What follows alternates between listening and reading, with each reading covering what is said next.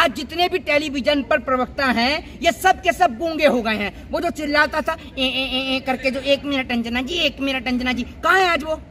क्यों नहीं बोलता उस संबित पात्रा आज मणिपुर के ऊपर?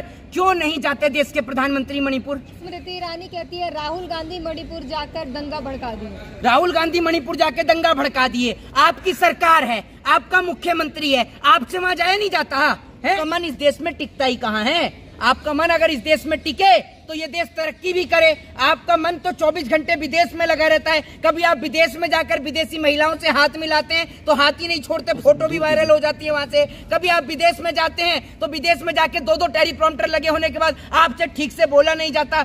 देखिए, जिस तरीके से हमारे देश के प्रधानमंत्री को आज इंडिया शब्द से भी आपत्ति है, आप ये सोच लीजिए, देश को जो है वो संबोधित किया जाता है इंडिया के नाम से ही। हर एक व्यक्ति कहता है प्राउड टू बी इंडियन। और आप देख लीजिए किस तरीके से आज हमारे देश के प्रधानमंत्री को अगर विपक्ष ने अपने संगठन का नाम इंडिया रख लिया है तो कितनी आपत्ति हो रही है, ठीक है ना। और आप एक बात मुझे बताइए, भारतीय का मतलब क्या होता है? भारतीय का मतलब भी इंडियन होता है, ठीक है। और तो भारतीय जनता पार्टी के नाम के आगे क्या लगा हुआ? भारतीय जनता पार्टी, तो उसमें भी तो आता है इंडियन, उसमें भी तो इंडियन आता है। तो नरेंद्र मोदी को उससे भी आपत्ति है। और हमारे देश के प्रधानमंत्री, आप ये सोचकर देखिए कि इतने नीचे चले गए कि हमारे देश के प्रधानमंत्री को आज देश से आपत्ति हो रही है, देश के नाम से आपत्ति हो रही है, इंडिया से आपत्ति हो रही है। देश के प्रधानमंत्री को ये तो नजर नहीं आ रहा है कि किस तरीके से देश में बहन बेटियों को निर्वस्त्र करके सड़क पर घुमाया जा रहा है। हमारे देश के प्रधानमंत्री 24 घंटे वो जो है चुनावी यात्रा में लगे रहते हैं। उनको कोई फर्क नहीं है, देश में लोग मरे जिए, उनको कोई फर्क नहीं पड़ता इस बात से। कहते हैं कि मन रो रहा है, वो उस घटना से कार्रवाई की जाएगी। हमें पता है आपका किस तरीके का मन रो रहा है। अगर आपका मन रो रहा होता तो आप मणिपुर जाते और उस परिवार से मिलते जिनकी बेटियों को निर्वस्त्र करके सड़क पर घुमाया गया। लेकिन आपका मन तो चुनावी यात्रा में बिजी रहता है, आपका मन तो अमेरिका के दौरे पर बिजी रहता है, आपका मन तो मिस्र की मस्जिदों में व्यस्त रहता है। आपका मन इस देश में टिकता ही कहाँ है? आपका मन अगर इस देश में टिके तो ये देश तरक्की भी करे। आपका मन तो 24 घंटे विदेश में लगा रहता है। कभी आप विदेश में जाकर विदेशी महिलाओं से हाथ मिलाते हैं तो हाथ ही नहीं छोड़ते, फोटो भी वायरल हो जाती है वहां से। कभी आप विदेश में जाते हैं तो विदेश में जाके 2-2 टेलीप्रॉम्प्टर लगे होने के बाद आपसे ठीक से बोला नहीं जाता।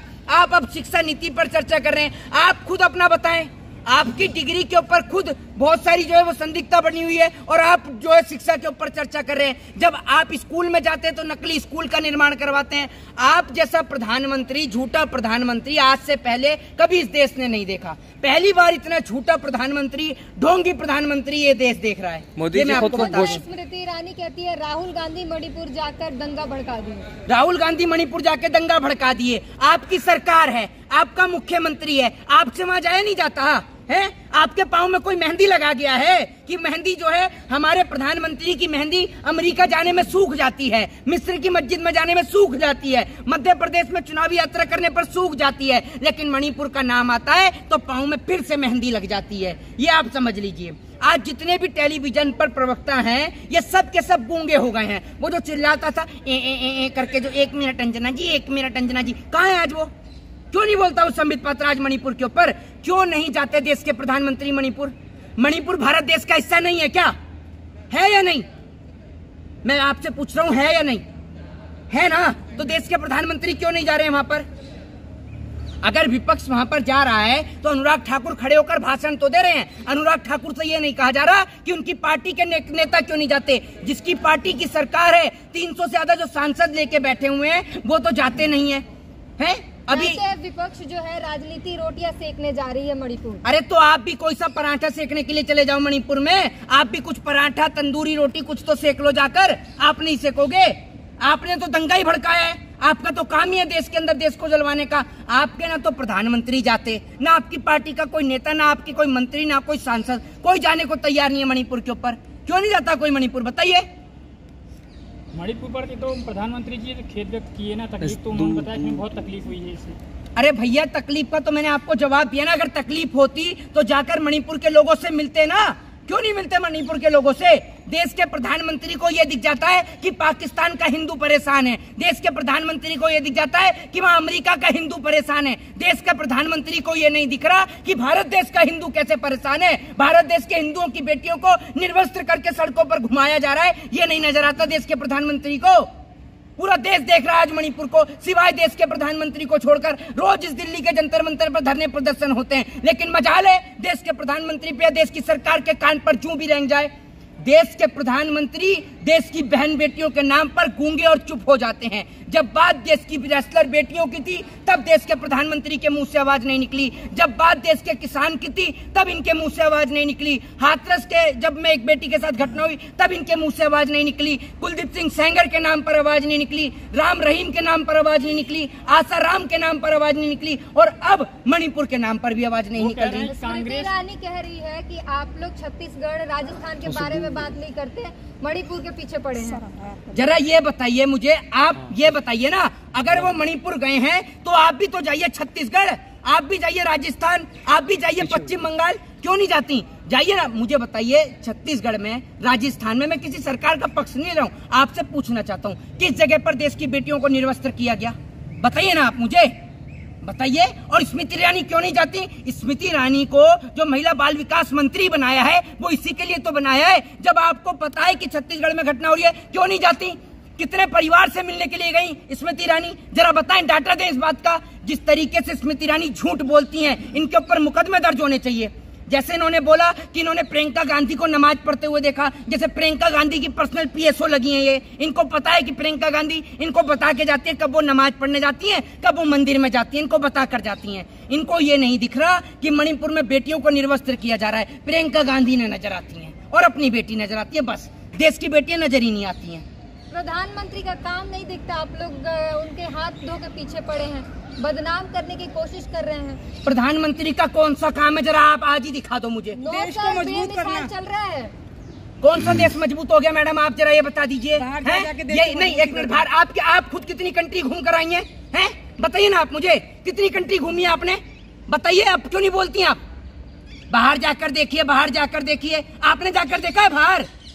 बाहर जाकर देखिए। ये लोग ऐसे लोग हैं जो खुद दिल्ली यूपी से बाहर नहीं निकलते और कहते हैं बाहर जाकर देखिए। हमने देख रखा है बाहर जाके, हमें मत बताइए। आप बताइए, आप कितनी कंट्री घूम कर आई हैं? बाहर जाकर देखिए। मोदी जी कहते हैं कि जब से वो प्रधानमंत्री बने हैं, इंडिया का पासपोर्ट मजबूत हुआ है जी, उसकी रैंकिंग बढ़ गई है।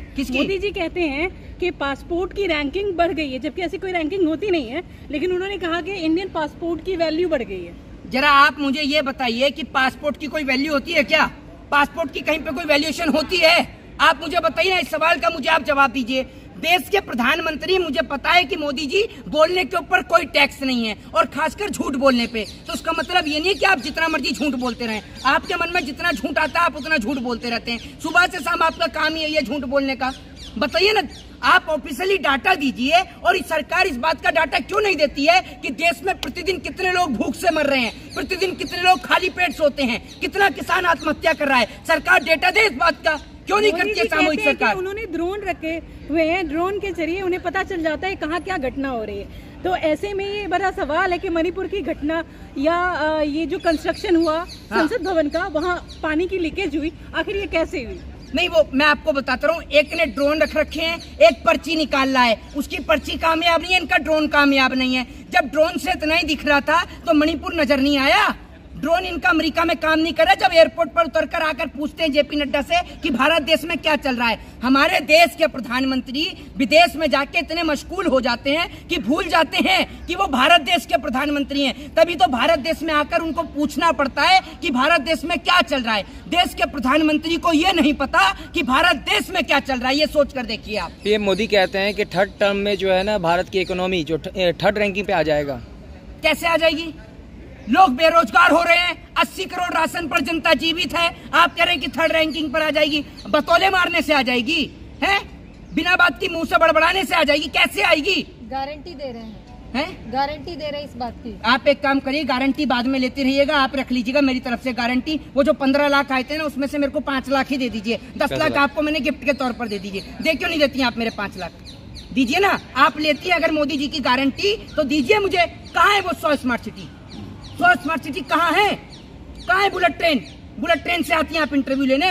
कहाँ है ये सब चीजें? गारंटी आई बड़ी गारंटी कार्ड लेकर। भ्रष्टाचार बढ़ जाएगा। वो कहेंगे अगर विपक्ष आएगा तो भ्रष्टाचार जो है फिर से बढ़ जाएगा। वो पूरा विपक्ष आएगा, भ्रष्टाचार बढ़ जाए, चाहे कुछ भी हो जाए, लेकिन कम से कम देश तो नहीं बिक रहा था। ये मोदी जी ऐसे देश को बेच रहे हैं जैसे कोई इनके पिताजी को दहेज में देकर भूल गया हो। देश तो सारा बेचने में लग रहे हैं, ये देश ऐसी क्यों बेच रहे हैं भाई, ये तो बताइए आप मुझे। और आप लोग मोदी जी के जो है तलवे चाटने में लग रहे हैं सरकार के। आपको शर्म नाम की कोई चीज बची है नहीं बची है, बची है नहीं बची? क्या लगता है 2024 में इंडिया नाम रखने से कुछ नहीं होता, ये लोग चोर हैं और चोर ही रहेंगे। वाह, इसमें तो एक कहावत मुझे याद आई कि जिनके घर शीशों के हुआ करते हैं वो दूसरों के घर में पत्थर नहीं मारा करते। योगी जी वो पल भूल गए जब सदन में खड़े होकर रो रहे थे कि मेरे ऊपर झूठे मुकदमे हैं। योगी जी तो बहुत बड़े शंकराचार्य जी हैं। योगी जी और अमित शाह जी, यही दोनों तो साफ छवि के हैं। योगी जी का कोई क्रिमिनल बैकग्राउंड ही नहीं है, अमित शाह जी का भी कोई क्रिमिनल बैकग्राउंड नहीं है। ये तो सारे साफ छवि के नेता हैं। बीजेपी में गलत है ही कौन? योगी जी भी साफ छवि के हैं, अमित शाह जी भी साफ छवि के हैं, साध्वी प्रज्ञा ठाकुर भी साफ छवि की है ना, कुलदीप सिंह सेंगर भी साफ छवि का है, आसाराम भी साफ छवि का है, वो जो पॉर्न वीडियो देख रहा था वो भी साफ छवि का है त्रिपुरा में बैठकर विधानसभा में। सारे साफ छवि के नेता तो बीजेपी में ही है ना। विपक्ष में तो सारे चोर भरे हुए हैं। विपक्ष में चोर थे तब जाके देश तरक्की कर गया, और अब ईमानदार बैठे हैं तब पूरा देश बिक गया। ये देख लीजिए आप।